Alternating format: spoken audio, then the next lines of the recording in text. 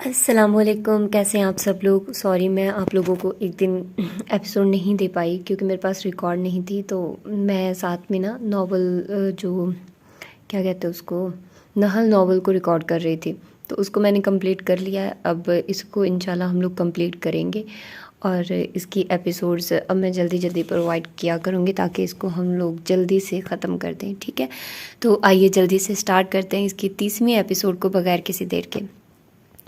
وہ ٹیکسی کا انتظار کر رہی تھی جس وقت اس کے دائیں طرف ایک لڑکی آ کر کھڑی ہوئی۔ اگر خوبصورت لڑکیوں کے چہرے بگاڑ دیے جائیں تو کیا نظارہ ہو، اس لڑکی نے اردو میں کہتے ہوئے اس سے جواب مانگا تو ایک پل کو نور گھبرا گئی۔ تمہیں کیا لگتا ہے کیمیکل اچھا رہے گا؟ یا وہ ہنوز اس کے چہرے پہ نگاہیں ڈالے عجیب طریقے سے اسے دیکھ رہی تھی۔ نور کو اس کی نگاہیں خود میں کھبتی ہوئی محسوس ہوئی۔ ایکسکیوز می، اسے لگا وہ غلطی کی بنا پہ اس سے مخاطب ہوئی ہے۔ میں تم سے ہی مخاطب ہوں، وہ برجستگی سے بولی تو زخرف کا سانس حلق میں ہی اٹک گیا۔ آپ کو کسی ایسے انسان سے مشورہ مانگنا چاہیے جو خوبصورت لڑکیوں کے چہرے بگاڑتا ہو۔ حت الامکان خود کو نارمل ظاہر کرواتے وہ نڈر سی بولی، مگر اندر سے دل کانپنے لگا۔ اس نے ہزارہا ڈراموں اور فلموں میں یہ سب دیکھ رکھا تھا، جب کوئی دشمن اچانک کسی خوبصورت لڑکی پہ تیزاب ڈال کر اس کی خوبصورتی نوچ لیتا تھا، اس کا دل سوکھے پتے کی مانند لرزنے لگا۔ یہ ٹیکسی کیوں نہیں آ رہی تھی؟ تم بتاؤ۔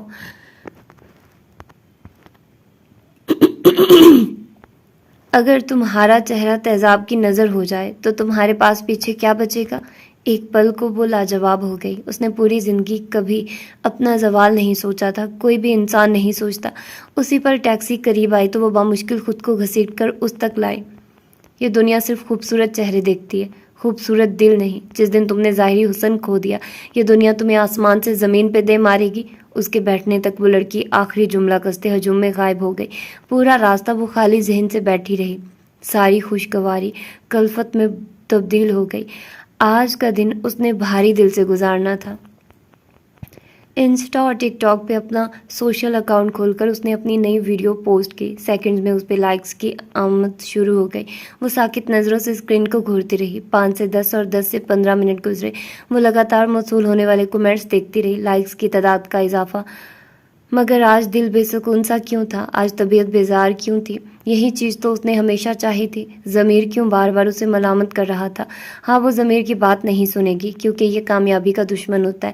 وہ وہی کرے گی جو اس کا دل چاہے گا۔ زوال کو فراموش کیے وہ صرف اپنے عروج کو نگاہوں میں لیے بیٹھی تھی۔ ہر انسان یہی سوچتا ہے کہ آہستہ آہستہ وہ صرف عروج کی سیڑھیاں چڑھے گا، مگر کب پیر کسی زوال والی جگہ پہ دھرا جائے اس علم ہی نہیں ہوتا۔ اس نے جھرجھری لے کر خود کو اداسی والی کیفیت سے باہر نکالا۔ دل کے ہاتھوں مجبور ہو کر وہ دوبارہ اسی دنیا میں کھو گئی۔ عائشہ کو جس کوٹ کی تلاش تھی وہ مل کے نہیں دے رہا تھا۔ اچانک ایک بیگ کو کھول کر کھنگالتے ان کی نظر ایک فوٹو فریم پہ جا کر ٹھہر سی گئی۔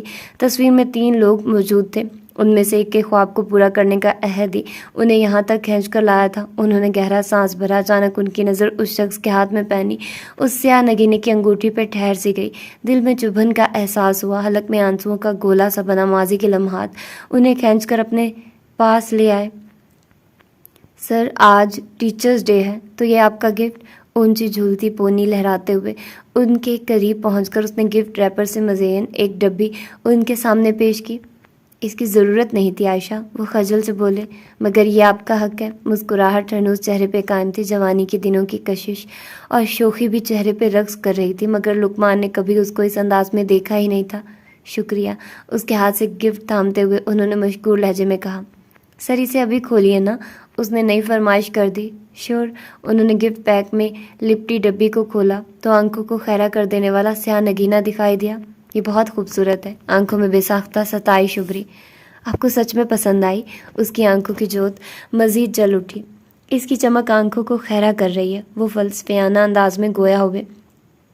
اگر آپ اسے پہنیں گے تو مجھے خوشی ہوگی۔ نئی فرمائش پھر سے حاضر تھی۔ آنکھوں میں آس تھی جس کو مثبت جواب چاہیے تھا۔ چمکتی چیزیں آنکھوں کو چندھیا دیتی ہیں۔ بینائی جب کام چھوڑ جائے تو دنیا نظر نہیں آتی۔ وہ اپنی ہی دھن میں کہے گئے، مطلب آپ نہیں پہنیں گے؟ اسے ان کی باتوں کی سمجھ تو نہ آئی، البتہ انکار جیسی وائب ضرور ملی۔ کیوں نہیں پہنوں گا؟ میری فیوریٹ اسٹوڈنٹ کا تحفہ ہے، اسے کیسے رد کر سکتا ہوں؟ عائشہ کو مسکرا کر دیکھتے لقمان عالم نے اس انگوٹھی کو جیسے ہی انگلی میں پہنا، عائشہ کا چہرہ اور تاثرات امر ہو گئے۔ دروازہ نوک ہوا تو عائشہ حال میں لوٹتے ہی بے ساختگی سے فریم کو کپڑوں کے نیچے کر گئی۔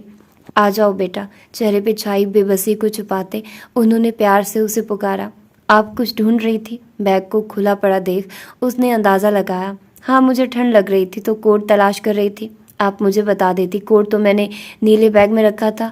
وہ نکال دو، ابھی نکال کر لاتی ہوں۔ وہ الماری کی جانب بڑھی تو عائشہ نے اپنی آنکھوں کو جھپکا۔ آنسو کا ایک قطرہ پھسل کر چہرے پہ بہہ گیا۔ اس نے دروازے پہ دستک دیا۔ اجازت ملتے وہ اندر داخل ہوا اور ایک بھرپور نگاہ پورے کمرے پہ دوڑائی۔ سوائے چند ایک چیزوں کے سب کچھ ویسا ہی تھا جیسا وہ چھوڑ کر گیا تھا۔ دانیال کمال نے چشمہ اتار کر کتاب کو سائڈ میز پہ رکھا اور بیڈ کراؤن سے ٹیک ہٹائی۔ آؤ برہان، آپ نے بلایا تھا؟ وہ تابعداری سے ان کے سامنے والے صوفہ پر جا کر بیٹھ گیا۔ طبیعت کیسی ہے؟ وہ فکر مندی سے بولے۔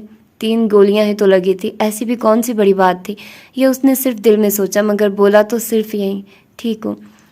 حسین چہرے پہ دھیمی سی شائستہ مسکراہٹ تھی۔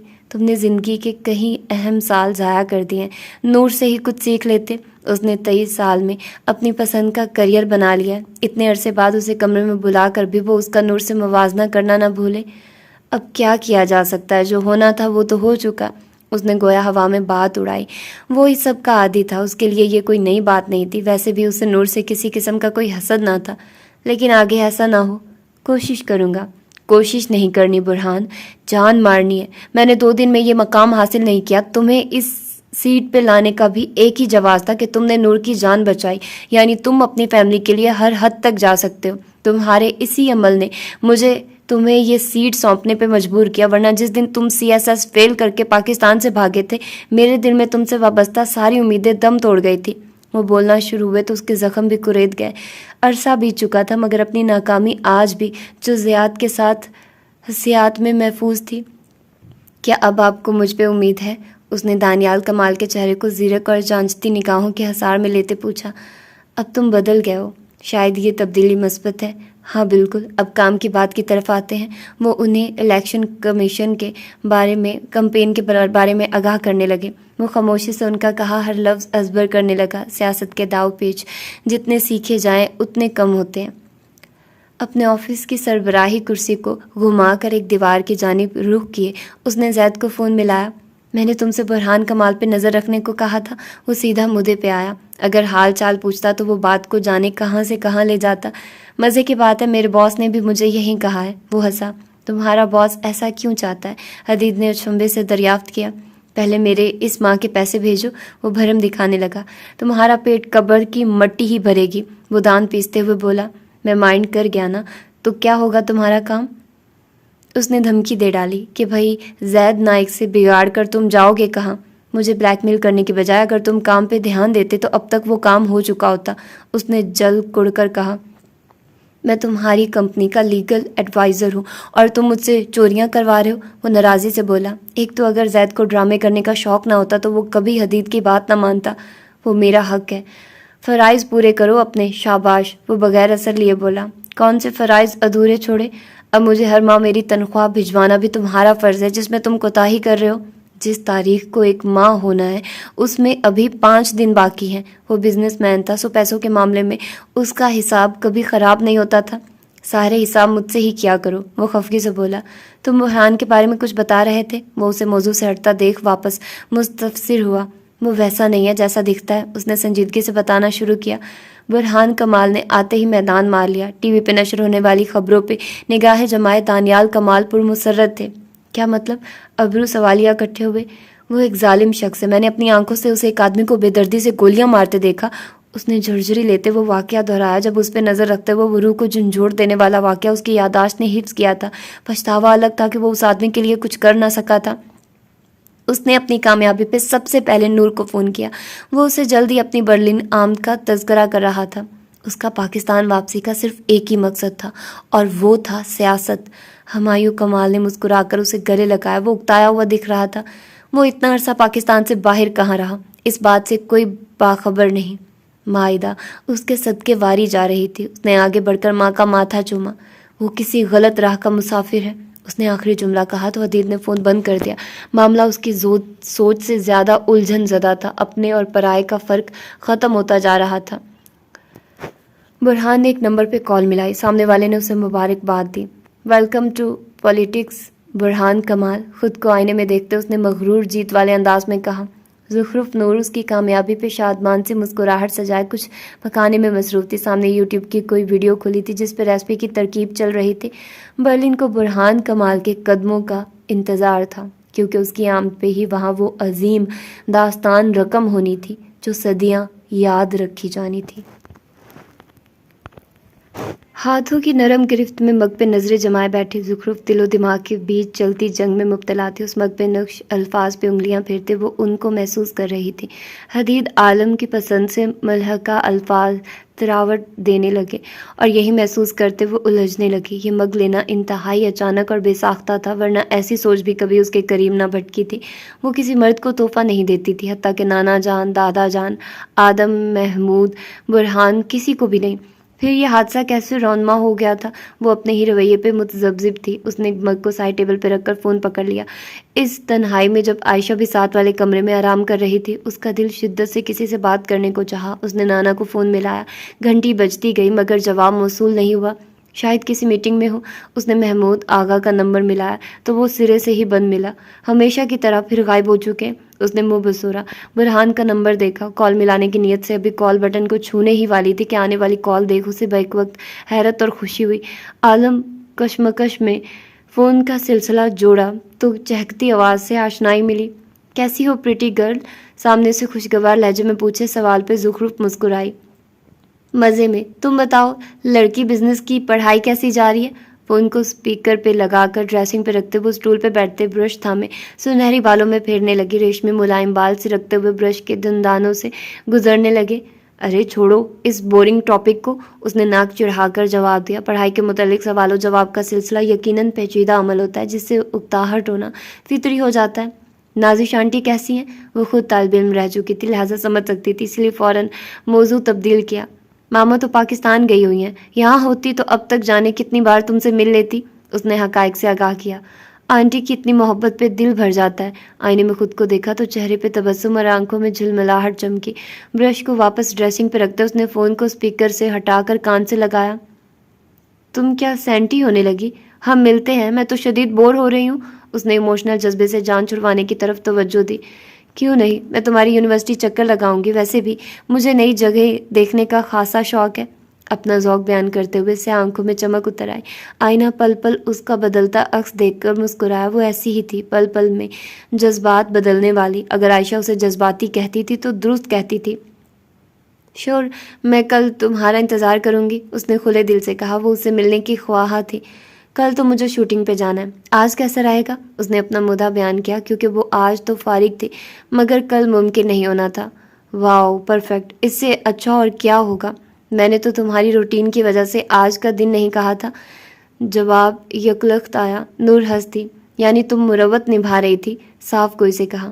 ماما کہتی ہیں کچھ مروت نبھانا سیکھ لو، کام آتا ہے۔ اچھے بچوں کی طرح ماں کی نصیحت دہرائی۔ درست کہتی ہیں، مائیں غلط ہوتی بھی نہیں، اس نے کھلے دل سے تائید کی۔ عائشہ آنٹی کیسی ہیں؟ اس نے اپنی ماں کی دوست کی خیریت پوچھی تو لہجے میں عزت و بلند مقام جھلکا۔ وہ بھی ٹھیک ہے۔ دل میں ان کے پاس ہونے کے احساس سے ہی طمانینت بھر گئی۔ میرا ان سے ملنے کا بہت دل چاہتا ہے۔ ماما سے اتنی تعریفیں اور واقعات سنے ہیں کہ دل عزت و محبت سے لبریز ہو چکا ہے۔ وہ بھی خاصی ایکسپریسو تھی۔ تو پھر پاکستان کب جاؤ گی؟ احتیاط سے پوچھا۔ حدید کی بات کو ذہن نشین جو کر چکی تھی، اس لیے ماما کی دوست اور ان کی فیملی کو ان کے یہاں آمد کی اطلاع نہیں دینی تھی۔ کیا وجہ تھی؟ اسے کوئی سروکار نہ تھا، بس حدید نے کہہ دیا تھا، وہ اسے اس پہ یقین تھا۔ نہ بھائی، پاکستان جانا بہت مشکل لگتا ہے، اس کے لہجے میں بیک وقت خوف و اکتاہٹ در آئے۔ کیوں؟ نور نے ابرو اچکائے۔ میں نے سنا ہے بیرون ملک سے آئی لڑکیوں کو وہ اپنا گرین کارڈ سمجھتے ہیں، اس نے سنی سنائی بات کو منو ان پہنچایا۔ اسی پل اچانک زخرف کے ذہن میں زید نائک کا عکس لہرایا۔ وہ بھی تو امیر لڑکی کا خواہاں تھا، مگر خیر وہ کون سا پاکستان میں تھا؟ اس نے کندھے اچکائے۔ حدید تو کیا، اس سے جڑے لوگ بھی اب اس کے خیالات کا حصہ بن چکے تھے، اور اسے ان خیالات سے الجھن ہو رہی تھی، بلکہ اپنائیت کا ایک احساس تھا جو جڑتا جا رہا تھا۔ خیر اب ایسا بھی نہیں ہے، چند ایک لوگوں کو مد نظر رکھ کر باقی سب کو خاص طور پہ کسی خاص قوم، نسل یا ملک کو جج کرنا بالکل بھی درست نہیں ہوتا ریجا، اس نے سمجھداری سے جواب دیا۔ یقیناً وہ بھی اپنے ملک کے ان چند باشندوں سے آشنا تھی جن کی ایسی حرکات نے پورے ملک کو بدنام کر رکھا تھا۔ شاید تم ٹھیک کہہ رہی ہو، اس نے بحث نہیں کی۔ زخرف مسکرائی۔ میں غلط کہتی بھی نہیں۔ ایڈریس بھیجو، میں کچھ دیر میں پہنچتی ہوں۔ ہمیشہ کی طرح اپنی تعریف کا جملہ ادا کرتے فون بند کیا تو اس کا میسج جگمگایا جس پہ یونیورسٹی کا نام اور پتہ درج تھا۔ وہ اٹھ کر الماری کی طرف بڑھ گئی، اس سے اس مناسبت سے تیار ہونا تھا۔ یونیورسٹی کی عمارت پڑھائی کی فضا سے بوجھل تھی، کہیں طلباء کا مستقبل اٹھائے۔ یہ عمارت پوری آن سے کھڑی تھی۔ زخرف نے ایک نظر گھماتے مکمل جائزہ لینے کی کوشش کی۔ اسی وقت ریجا تیز قدم اٹھاتے اس کی طرف آتی دکھائی دی۔ میری یونیورسٹی میں تو آج سیلیبریٹی آئی ہے، اس کے دائیں گال کے قریب جھک کر ہوائی بوسہ دیتے ریجا پرلطف لہجے میں کہا۔ اب تمہارا فخر کرنا تو بنتا ہے، جواباً اسی کے انداز میں ملتے نور نے مسکرا کر کہا۔ دونوں کچھ فاصلے پہ ہوئی۔ زخرف نے ہلکے بھورے رنگ کی ہائی ویسٹ کے ساتھ گہرے بھورے رنگ کا بلاؤز پہنا ہوا تھا، گہرا بھورا لانگ کوٹ پہنے کٹن ہیلز میں وہ قدرت کا شاہکار دکھ رہی تھی۔ چہرے پہ کنسیلر میک اپ کیے اور پلکوں پہ گہرا مسکارا لگائے وہ جاذب نظر اور تازہ دم تھی۔ اس کے مقابلے میں ریجا نے ٹخنوں سے قدرے اونچی جینز کے ساتھ سبز سوتی شرٹ اور سفید جیکٹ پہنی ہوئی تھی۔ دونوں کے چہروں پہ زمانے بھر کی مسکراہٹ موجود تھی۔ زخرف کو اس لڑکی سے بہت اچھی وائبز آتی تھی، اسی لیے اس کے ساتھ بات کرنا یا مل لینا اسے کبھی مشکل نہیں لگا تھا، ورنہ وہ دوست بناتی نہیں تھی اور پروفیشنل لوگوں سے پروفیشن کے علاوہ امیدیں وابستہ رکھنا چھوڑ چکی تھی۔ آؤ پہلے تمہیں کچھ اچھا سا کھلاؤں۔ ایک مکمل تعریفی نظر زخرف کے سراپے پہ ڈالتے اس نے کھانے کی دعوت دی۔ نہیں ریجا، میں کچھ کھانے کا ارادہ نہیں رکھتی، وہ معذرت خواہ ہوئی۔ ایک تو یہ ڈیٹاکس، ریجا نے افسوس سے کہا۔ نور نے کندھے اچکائے۔ ریجا یقیناً سیلیبریٹیز کی نزاکتوں کو سمجھتی تھی۔ چلو پھر تمہیں یونیورسٹی کا ٹور کرواتی ہوں۔ کندھے پہ ڈالے بیگ کو درست کرتے ریجا نے اسے اپنے ساتھ آگے بڑھنے کا اشارہ کیا تو نور نے اس کی سربراہی میں قدم بڑھائے۔ وہ اسے مختلف ڈپارٹمنٹس دکھانے لگی۔ نور کے چہرے پہ جوش سا تھا، نئی جگہ اور نئے چہرے اسے ہمیشہ فیسینیٹ کرتے تھے۔ 3 منزلہ عمارت کا چکر لگاتے اس نے نور کو مکمل یونیورسٹی سے آشنائی دلائی۔ ایک کلاس کے باہر پہنچ کر اس نے تیز قدم بڑھائے تو نور نے ناسمجھی سے اسے دیکھا۔ کلاس بنک کر کے آئی ہوں، دوستوں نے دیکھ لیا تو گردن مروڑ دیں گے، اس نے وجہ بیان کی تو نور نے مثبت انداز میں سر ہلا کر سمجھنے کا اندیا دیا۔ چلو نیچے لان میں چلتے ہیں۔ وہ دونوں دھیمی چال چلتے اور ہلکی پھلکی گفتگو سے محظوظ ہوتے سیڑھیاں اترنے لگی۔ تم نے پڑھائی کیوں چھوڑی نور؟ سرسبز پودوں، نارنجی پیلے اور کاسنی پھولوں سے سجے سرسبز باغ میں کھڑی ریجا نے اچانک ہی سوال داغا۔ میری ترجیحات بدل گئی تھی، نور نے لاپرواہی سے جواب دیا۔ ویسے بھی جس فیلڈ میں تم نے قدم رکھا ہے اس میں تو دن بدن ترقی ہی ہے۔ ریجا اس کے پروفیشن سے خاصی متاثر تھی۔ ہر فیلڈ میں ترقی کے مواقع ہوتے ہیں، محنت اور خود پہ بھروسہ کرنا ہوتا ہے اور وقت ان سب پہ بھاری ثابت ہوتا ہے، اس نے کامیابی کی وجوہات بیان کی۔ پھر تو مجھے کہنا پڑے گا کہ تمہارا وقت بلند ہے، ریجا نے آخری جملے کو سنجیدگی سے اس کے ساتھ جوڑا۔ کہہ سکتی ہو، اس نے کندھے اچکائے۔ یہ بھی درست تھا کہ اسے اس مقام تک پہنچنے کے لیے زیادہ جدوجہد نہیں کرنی پڑی تھی۔ چلو کافی تو لوگی۔ اسے پھر سے بھولی بھٹکی میزبانی یاد آ گئی تو اس بار زخرف نے اچھا مہمان ہونے کا ثبوت دیا۔ چائے پیوں گی، کافی کو رد کرتے چائے کو منتخب کیا۔ چائے پہ ساری ڈرنکس قربان۔ یہاں پاکستانیوں والی دودھ پتی چائے تو نہیں ملتی، البتہ گرین ٹی کا انتظام ہو سکتا ہے۔ غالباً وہ اپنے گھر میں ایسی دودھ پتی دیکھ چکی تھی، اسی لیے پاکستانیوں کی پسند سے آشنا تھی۔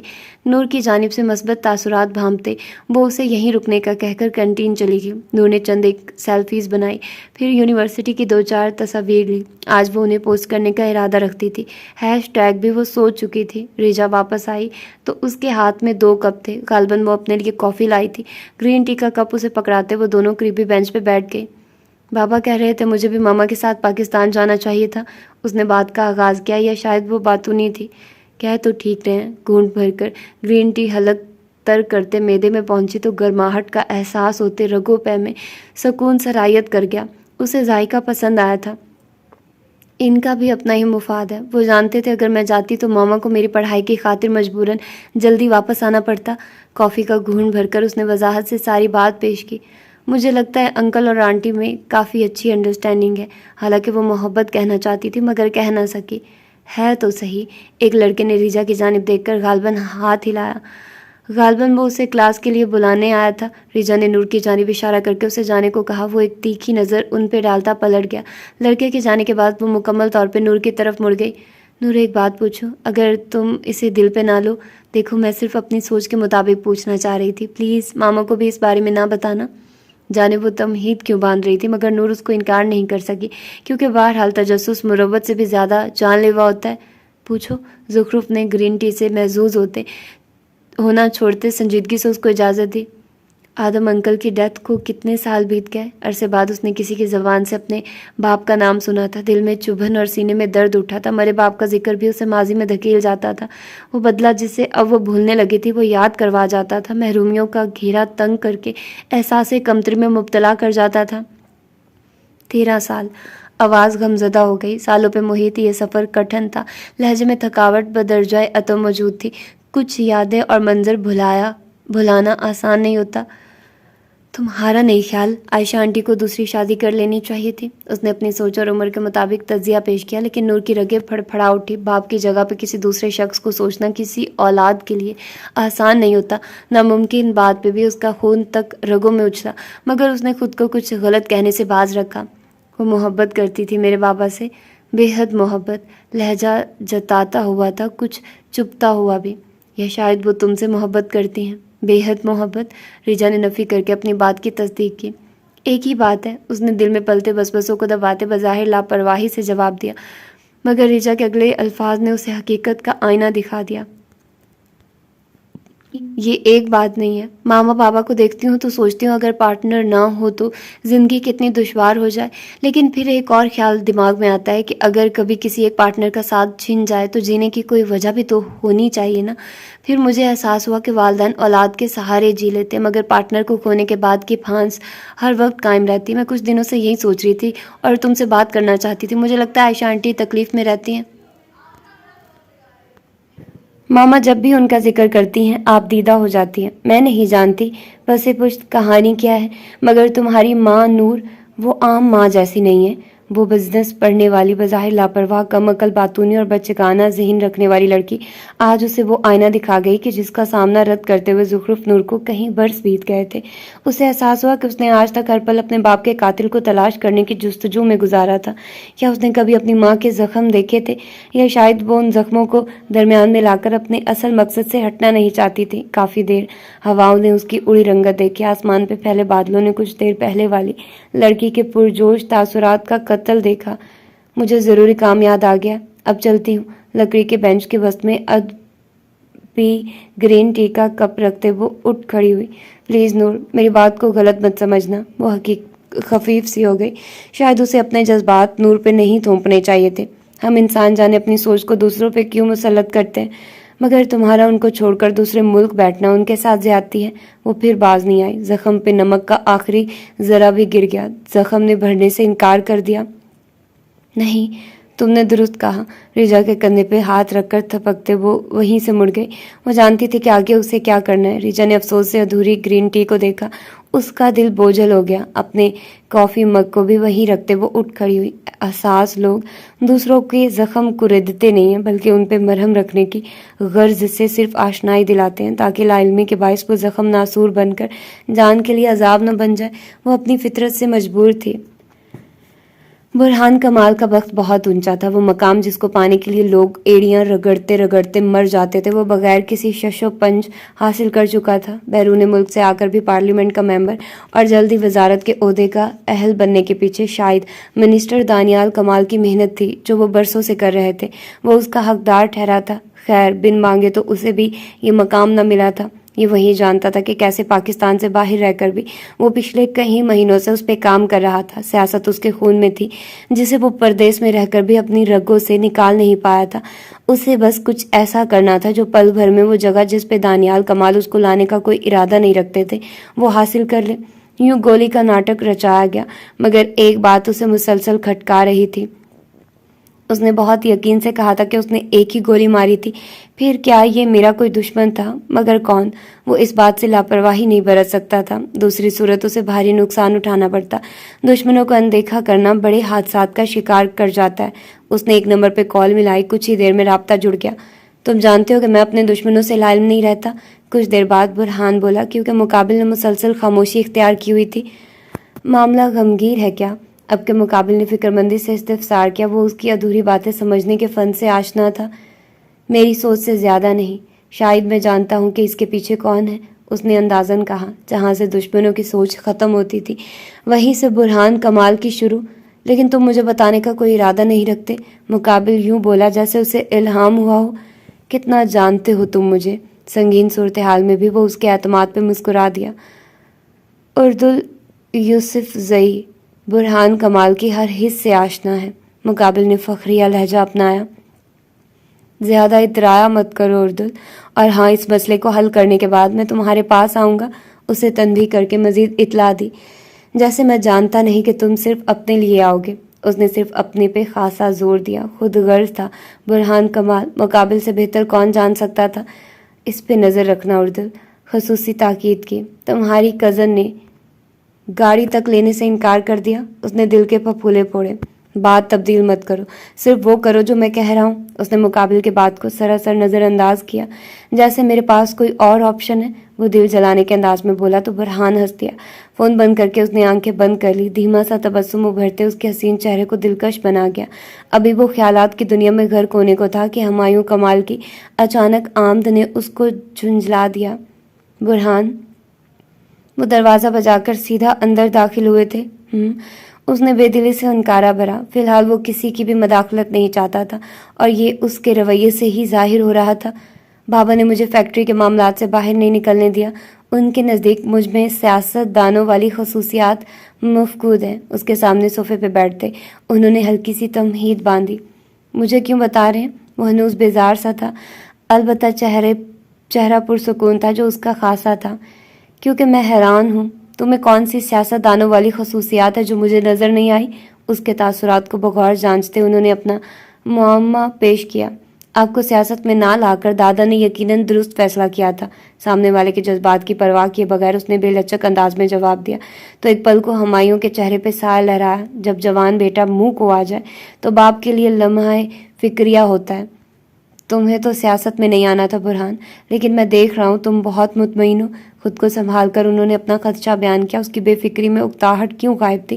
یہ سوال انہیں مزمحل کیے ہوئے تھا۔ جو شخص کچھ عرصہ قبل تک سیاست کے لفظ سے ہی چڑھتا تھا، اس کا اتنا لاپرواہ انداز سمجھ سے باہر تھا۔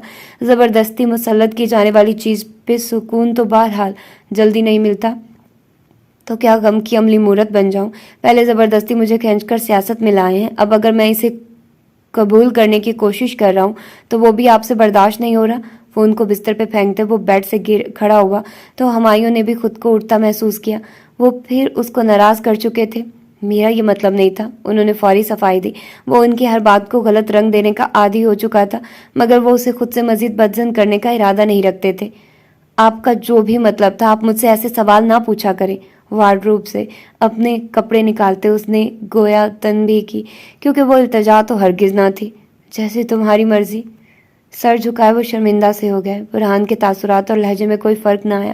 وہ بے بسی سے واپس پلٹ گئے۔ برہان نے ان کی پشت کو دیکھا، پھر اگلا وار کیا۔ میری ماں کو وقت دے دیا کریں۔ دروازے کے قریب بڑھتے ان کے قدم ساکت ہو گئے۔ تمہیں بھی یہی لگتا ہے کہ میں اچھا شوہر ثابت نہیں ہو سکا؟ جھٹکے سے مڑ کر استفہامیہ ہوئے۔ لہجے میں حیرت سے زیادہ صدمہ شامل تھا۔ جب آپ کی فیملی ہی آپ کو غلط سمجھے، آپ کی قربانیوں کو کسی خاطر میں نہ لائے، تو اس سے زیادہ اذیت ناک کچھ نہیں ہوتا۔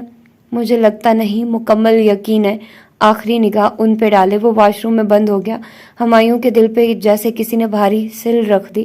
ان کا زخمی دل کچلا گیا۔ بمشکل خود کو گھسیٹتے وہ وہاں سے ہٹ گئے۔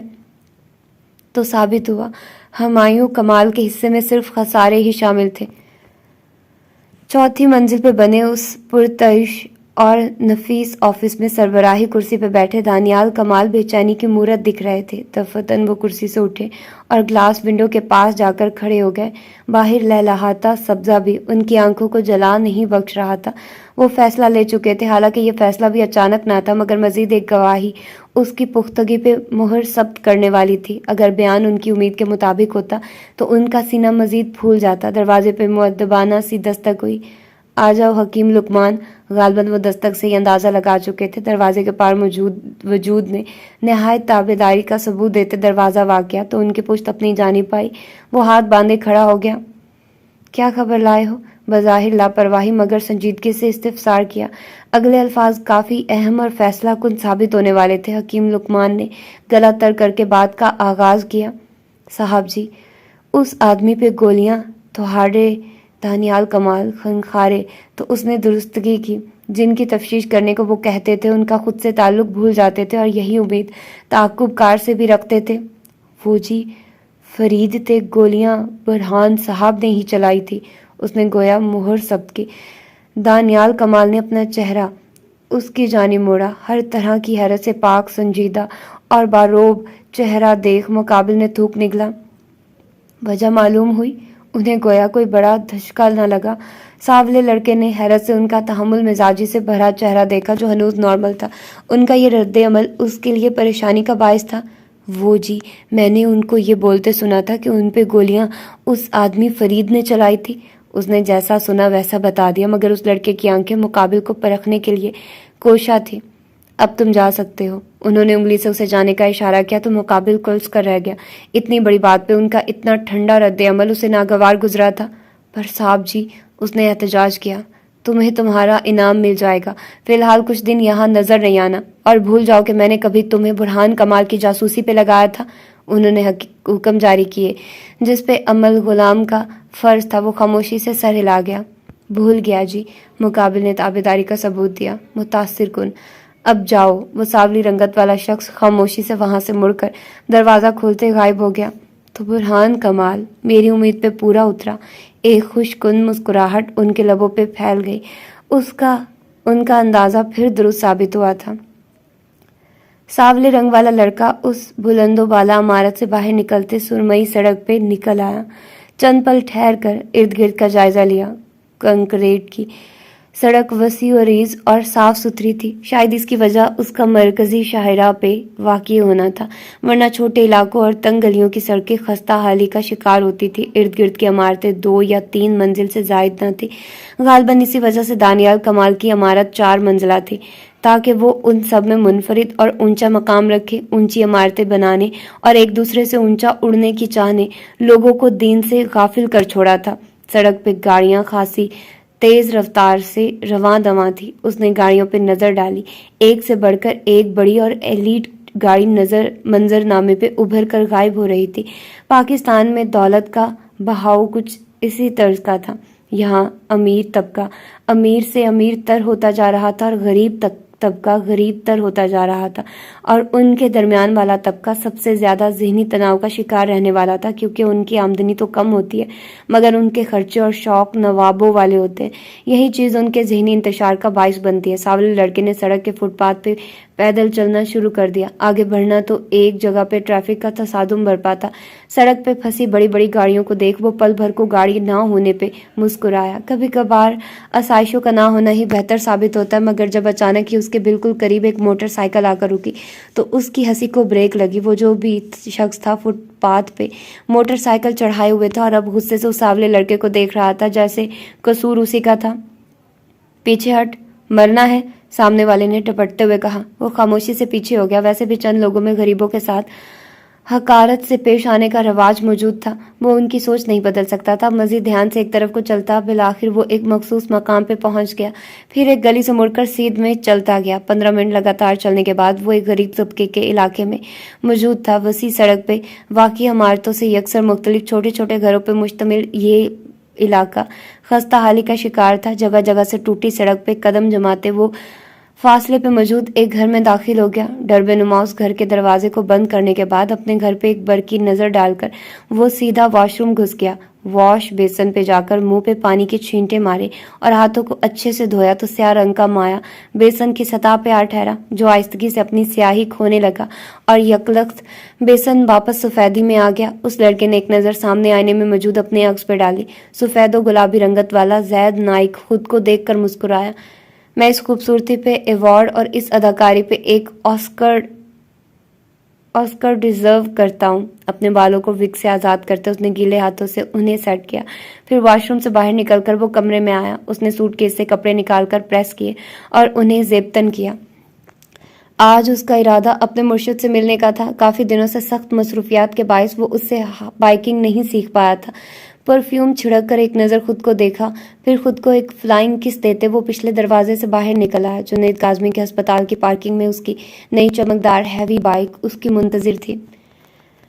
अफान घर दाखिल हुआ तो किंजा ने दरवाज़ा खोला। उसके चेहरे की तरफ देखा तो परेशानी और तफक्कुर की लकीरें उसके माथे पे दर आई। अफान, प्लीज़ ऐसी शक्ल मत बनाओ, मासूमियत से कहा। दुखी चेहरे देखना किंजा इब्राहिम के लिए बेहद मुश्किल था। क्या मतलब, कैसी शक्ल? अफान ने नासमझी से पूछा। जैसे मैं तुम्हारे पैसे लेकर भाग गई हूँ, वो इतनी संजीदगी से बोली कि पहले चंद पल तो अफान को समझ में न आया, मगर फिर उसके शरारती तासुर देखकर उसके लबों पे तबस्सुम उभरा। तुम जानती हो दुखी इंसानियत को तकलीफ से बाहर कैसे निकालना है। भारी दिल कुछ हल्का हुआ तो वो ममनूनियत से बोला। वो अलग बात थी कि किंजा इब्राहिम को देख लेना ही उसे दुख से निकालने के लिए काफ़ी साबित होता था, लेकिन जब वो साथ लफ्ज़ों का मरहम रखती थी तो वो पिघल जाता था, मोम हो जाता था। फिर तो तुम्हारे बकौल में अच्छी साइकेट्रिस्ट बन सकती हूँ, अब्रू अचकाकर कहते उसने मज़ीद इजाफा किया। लहजा कुछ सरशारी लिए हुए था। बन तो सकती हो, लेकिन प्लीज़ बनना नहीं, तायद करके इनकार किया तो उसने अचंभे से देखा। क्यों? अब्रू इकट्ठे किए, नाफहमी से इस्तिफसार किया। हर एक को तसल्लियाँ देती अच्छी तो नहीं लगूंगी ना। जवाब पेश किया तो वो मुस्कुराई। किसी को गम से निकालना एक आर्ट होती है, ये हर किसी को नहीं आती, और जिसे आती है उसे चाहिए कि इस सलाहियत का मुकम्मल मुजाहिरा करे। उसने काफ़ी समझदारी से जवाब दिया। समझ गया, अब अंदर आने को नहीं कहोगी। वो उससे बातों में नहीं जीत सकता था और उसकी ऐसी कोई ख्वाहिश भी नहीं थी। अरे हाँ, अंदर आओ। दरवाजे से पीछे हटते उसने रास्ता छोड़ा तो वो अंदर आ गया। ताया जान घर पे हैं? इर्द गिर्द निगाह दौड़ाते पूछा। नहीं, वो तो नहीं है, उनका आज चेकअप था, उसने आम से अंदाज से जवाब दिया। अजीब इत्फाक है ना, तल्ख सा अंदाज उभरा। कैसा इत्फाक? किंजा ने नासमझी से पूछा। बाबा का भी आज चेकअप था, उसने इजाफा किया तो किंजा को उसकी आंखों में समोया दर्द दिखा। वो रंजीदा हुई। अफान, तुम्हें आंटी को माफ़ कर देना चाहिए, उसके कंधे पे हाथ रखकर पुरउम्मीद अंदाज में क्या हम किसी और मौजू पे बात कर सकते हैं? इल्तिजाई नज़र उसके खूबसूरत चेहरे पर डालते कहा तो उसने हाँ में सर में हिलाया। जिस मौजू से मुकाबिल खार खाए वो उन बातों पे बहस नहीं करती थी। रुको, मैं तुम्हारे लिए सूप लाती हूँ, अभी बनाया था। हाथ कंधे से हटाकर वो किचन जाने के लिए कुछ फासले पे हुई। शुक्रिया, उसने जाती हुई किंजा का हाथ अचानक ही थाम लिया। वो महज मुस्कुरा दी। कभी नहीं बदलना किंजे, उसका हाथ छोड़कर वो ख्वाहिशमंद सा बोला। किंजा इब्राहिम का मौजूद होना ही अफान मुराद के लिए नेमत था। बदलावा अच्छा होता है, इंसान एक ही तरह की रूटीन से भी तो बोर हो जाता है। उसने मजीद फलसफा पेश किया तो वो हंस दिया। उन दोनों की राय में हमेशा से तजाद रहा था। यार, तुम बिजनेस पढ़ रही हो या उर्दू फलसफे की किताबें? उसने मजाकन पूछा। दोनों, खासे फखरिया लहजे में बताया। क्या? उसका रद्द-ए-अमल शदीद था। इतना ओवर रिएक्ट क्यों कर रहे हो? उससे उसका इतना लंबा किया बिल्कुल ना भाया। तुम जर्मनी में बैठकर उर्दू अदब पढ़ती हो? मुनफी में सर हिलाते बोला। गोया यकीन मुश्किल था। क्यों, क्या यहाँ मुआमनत है? कमर पे हाथ धरते उसने कड़े तेवर लिए उससे पूछा। मेरा मतलब उर्दू अदब। अब वो कदरे धीमी आवाज़ में बोला। तो क्या अपना असल भूल जाऊं और जो मज़ा उर्दू अदब पढ़ने में है वो किसी दूसरे अदब में नहीं? उर्दू ज़बान तो है ही मोहब्बत। जो जज्बात हम इस ज़बान में बयान कर सकते हैं वो भला किसी दूसरी ज़बान में कहाँ मुमकिन। अपनी ज़बान की शान बयान करते वो पुरजोश सी हो गई। फिर तो अंग्रेज़ और बाकी ज़बानें बोलने वाले अपनी मोहब्बत का इजहार सही से नहीं कर पाते होंगे, उसने सवाल उठाया। अब ऐसा भी नहीं, हर किसी को अपनी ज़बान में चाशनी महसूस होती है। उर्दू मेरी ज़बान है तो बस उससे मोहब्बत है। उसने ना मुकम्मल इकरार किया ना इनकार, बस अपनी पसंद बता दी। ओके फाइन, उसने सरेंडर किया। मैं सूप लेकर आती हूँ, तुम उस वक्त तक फ्रेश हो जाओ। ठीक है। वो उठकर गेस्ट रूम की तरफ बढ़ गया। वो अपार्टमेंट वापस आई तो आयशा के कमरे से आवाज़ें सुनाई दी। यकीनन किसी की आमद हुई थी। वो परेशानी के आलम में जल्दबाजी से आगे बढ़ी, मगर हदीद की आवाज़ पे रुक गई। सुकून का सांस खारिज करते उसने तसल्ली से किचन की राह ली। गालबन उसकी आमद की खबर किसी को नहीं हुई थी, इसीलिए हनूज हल्की सी आवाज़ में गुफ्त व शनीद की आवाज़ें अपार्टमेंट के खामोश माहौल में इंतशार बर्पा किए हुए थी। مگر وہ آوازیں اتنا واضح بھی نہ تھی کہ وہ سن پاتی. اسے تجسس بھی نہیں تھا. کچن میں آ کر اس نے چائے بنانے کے لیے دودھ کو چولہے پہ چڑھایا. اسے چائے کی شدید طلب ہو رہی تھی. سر درد سے پھٹ رہا تھا. ذہن کلفشار کا شکار ہو چکا تھا. آنکھیں مغموم اور چہرہ افسردہ. فون اور بیگ وہیں ڈائننگ ٹیبل پہ رکھتے وہ الیکٹرک سٹوو کے سامنے کھڑی تھی جب پیچھے سے خنخارنے کی آواز پہ اس کا دھیان اٹا. دیکھا حدید عالم کا مسکراتا چہرہ اس کی ساری کلفت دور کر گیا. مجھ سے چائے نہیں پوچھو گی؟ اس کا انداز شرارتی تھا. چہرے پہ وہی بے ریاسی مسکراہٹ. سیاہ آنکھوں میں چمک. لبوں کے خم میں مسروریت اور لمبی پلکوں پہ زخرف کا دل. نہیں، نے روٹھے پن سے انکار کیا. انسان مروت ہی دکھا دیتا ہے، لہجے میں بےچارگی سموئے کہا. ساتھ ہی چند قدم آگے بڑھایا. جب تم اپنی عزیز جان ایسپریسو پیو گے تو میں چائے کا انکار نہیں سنوں گی. اس نے توجہ پیش کی تو وہ مزید قریب آ گیا. اگر میں کہوں کہ تم پوچھو گی تو میں انکار نہیں کروں گا. اس کی سیاہ آنکھوں میں جھانکتے غمگین لہجے میں کہا تو وہ سحر زدہ سی ہو گئی. جب دونوں کی سیاہ آنکھیں ملتی تھی تو قہر برپا کرتی تھی. اور ایسا کیوں کرو گے؟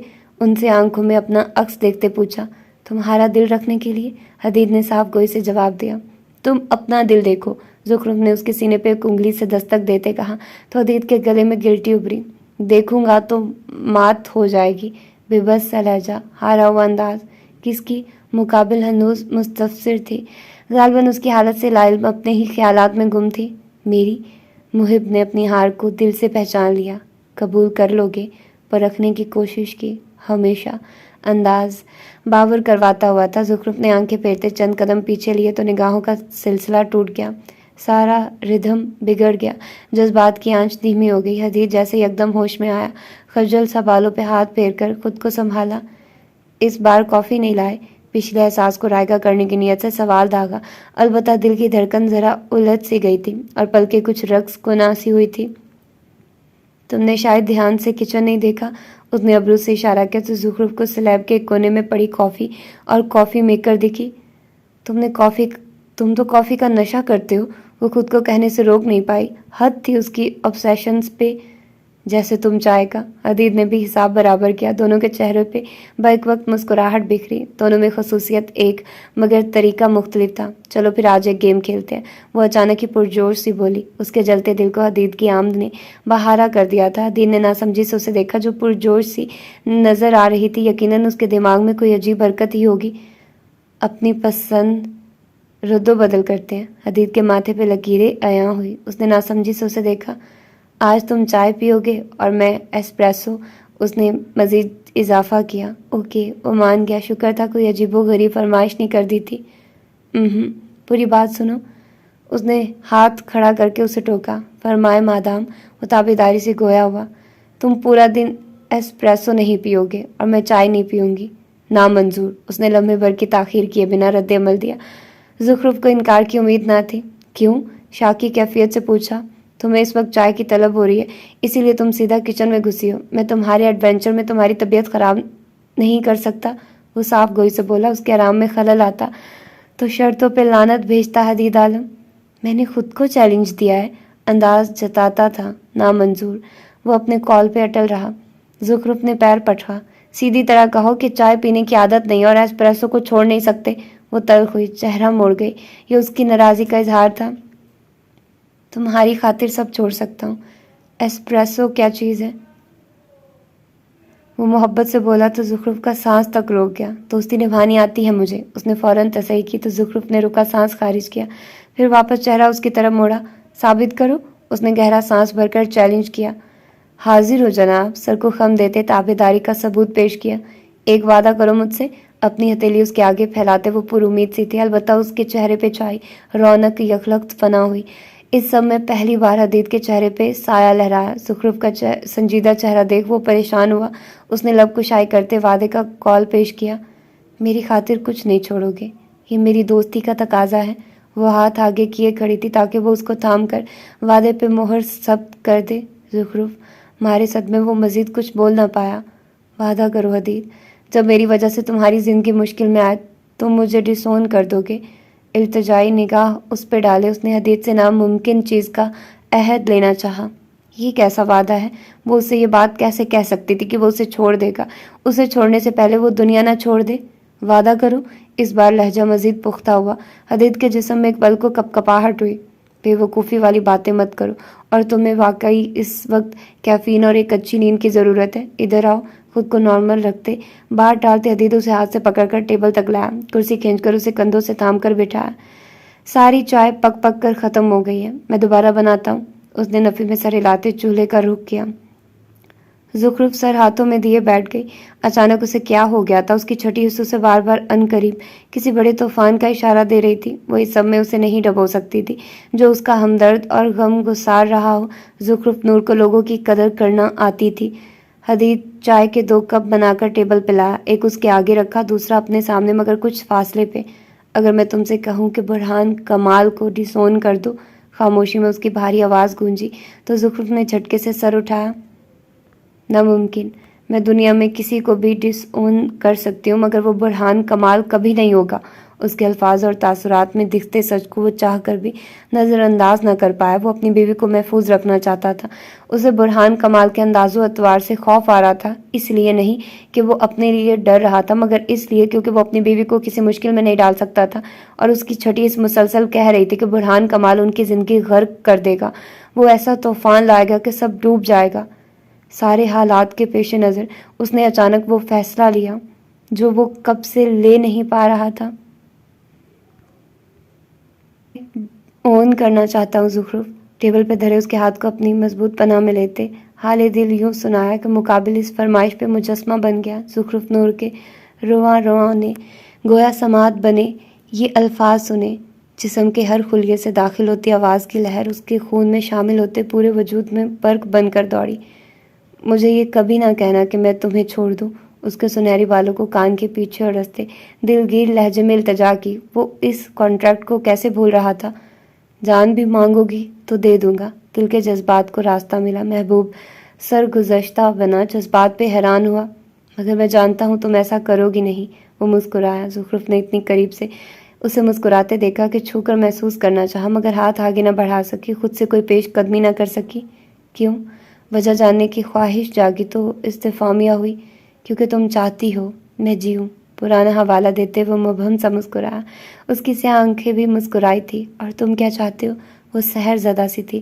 جب اس کی سیاہ آنکھیں اس کا عکس دکھاتی تھی وہ مدہوش ہو جاتی تھی۔ میں چاہتا ہوں ہم جئیں، اس کے ہاتھ کو سہلاتے ہوئے کہا تو وہ جھیم گئی۔ چائے پی لو ورنہ بدمزہ ہو جائے گی۔ اپنے ہاتھ کو خاموشی سے اس کے گرفت سے نکالتے مگ تھاما۔ وہ اس کے گریز پہ مسکرائے بنا نہ رہ سکا۔ میں چائے نہیں پیتا۔ اس نے سچائی اور صاف گوئی کا مظاہرہ کیا۔ پھر یہ مگ، اس کا اشارہ دوسرے مگ کی طرف تھا جو ابھی تک انچھوا تھا۔ مام کو دے کر آتا ہوں، انہیں کہا تھا کہ آپ نماز پڑھیں، میں چائے بنا کر لاتا ہوں۔ اسے وضاحت دیتے وہ کرسی سے اٹھ کھڑا ہوا۔ وہ شوق سے اگلا گھونٹ بھی نہ بھر سکی۔ تم جانتے تھے کہ ماما زیادہ گرم چائے نہیں پیتی؟ وہ اپنی چائے چھوڑے مستفسر ہوئی۔ اپنے دماغ پہ کم زور ڈالا کرو وگرنہ بالوں کا سنہری رنگ سیاہی میں تبدیل ہو جائے گا۔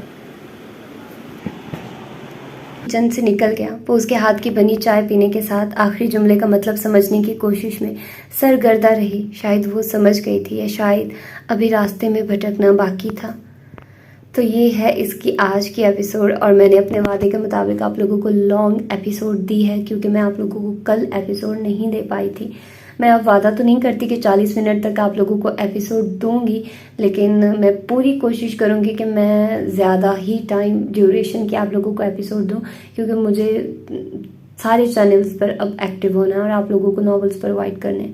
اس کے علاوہ بہت اچھا لگ رہا ہے مجھے یہ ناول، جس طرح سے میں چاہتی ہوں ایک کیوٹ والا رومانس ہو۔ یار ایک رومانس ہوتا ہے بہت ایکسٹریم لیول پر پہنچ جاتا ہے، اور ایک رومانس ہوتا ہے مطلب آپ سانس آپ کا رک جاتا ہے کہ کس طرح کے ڈائلاگز بولے جا رہے ہیں، کس طرح کی کنورسیشن چل رہی ہے، اور آپ فیل کر رہے ہوتے ہو، آپ اس وہ کیا کہتے ہو سین میں ٹینشن فیل کر رہے ہوتے ہو کہ یار سم تھنگ از ہیپننگ۔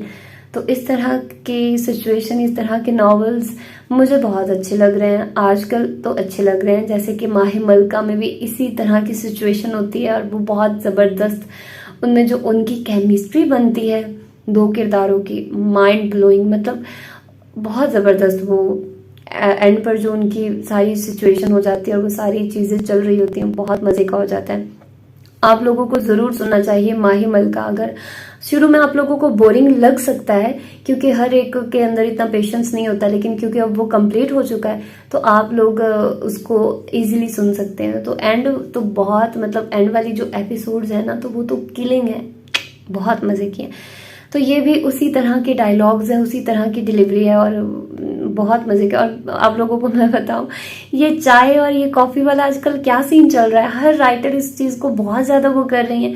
ابھی میں نے ناہل پڑھا ہے تو ناہل میں بھی عیسیٰ کو کافی پسند ہوتی ہے اور سیم اس کو چائے پسند ہوتی ہے قرۃ العین کو، اور پھر وہ ایسے ہی اس کو چائے پلانے کا کرتے ہیں، وہ اس کو کافی کے ساتھ اس کو obsession ہوتی ہے اور وہ مطلب اس کو پسند کرنے لگ جاتی ہے، اس کو کافی بنا کر دیتی ہے. تو وہی سیم ادھر چیز چل رہی ہے کہ اس کو کافی پسند ہے اور اس کو چائے پسند ہے اور دونوں کی اس بات پر وہ کنورسیشن چل رہی ہے. اور اچھا وہ مجھے یہ چیز بہت مزے کی لگی کہ جب وہ اس کو کہتی ہے کہ میں شرط رکھتی ہوں تم چائے پیو گے اور میں کافی پیوں گی، تو وہ کہتا ہے ہرگز نہیں. تو وہ سمجھتی ہے کہ اچھا یہ تو اس کے بغیر رہ نہیں سکتے اور مجھے بھی ایسے فیل ہو، لیکن وہ کہتا ہے کہ میں نہیں چاہتا کہ تم چائے کے بغیر رہو کیونکہ تمہیں اب اس کی وہ کریونگ ہو رہی ہے، اس لیے تو تم کچن میں آئی ہو. تو وہ مجھے بہت مزے کا لگا، وہ بات مجھے بہت اچھی لگی. خیر آپ لوگوں کو شاید اتنا وہ نہ ہو، اور باقی برہان وہ صحیح ولن نکلا ہے. مطلب میں اتنا وہ فیل نہیں، شروع سے میں جو اس ناول کو کر رہی ہوں بہت سلو چل رہا تھا کیونکہ ہمیں ایپیسوڈز جلدی مل نہیں رہی تھی تو ہمارے لیے بہت سلو تھا. ایسے ناولز نا بہت اچھے رہتے ہیں کہ سلو اینڈ اسٹڈی آپ لوگوں کی نا اس کے ساتھ وہ ایک چل رہی ہوتی ہے. لیکن مزے کا اب لگ رہا ہے کہ ان کی جو کنورسیشن ہوگی اور ان کی جو ساری چیزیں آگے چل رہی ہیں نا اور وہ اس کے لیے فیل کرنے لگ گئی ہے. وہ تو ظاہر سی بات ہے وہ نور کو تو پسند کرتا ہے اور وہ جیسے وہ کرتا ہے کہ میں تمہیں اون کرنا چاہتا ہوں. مائنڈ بلوئنگ، مجھے بہت مزہ آ رہا ہے. تو آپ لوگ بھی اپنا فیڈ دیجیے گا اور ہاں اس چینل کو سبسکرائب کر لیں اور میرے جو دوسرے چینلز ہیں ان کو بھی کریں. اور اگر آپ لوگ میرے واٹس ایپ چینل پر نہیں ہیں تو اس کو فالو کریں کیونکہ اگر میں نے کچھ کہنا ہوتا ہے تو میں پریفر کرتی ہوں کہ میں وہاں پر آپ لوگوں کے ساتھ باتیں کر لیا کروں، ٹھیک ہے. اس کے علاوہ بہت سارے لوگ نمل کا پوچھ رہے ہیں، بہت سارے لوگ، اس پر بھی میں ایک ویڈیو بناتی ہوں، سوچتی ہوں اس کے بارے میں. تو اپنا ڈھیر سارا خیال رکھیے گا، مجھے دعا میں یاد رکھیے گا. ملتے ہیں کب ملتے ہیں ملتے ہیں کسی اور ایپیسوڈ میں. اللہ حافظ.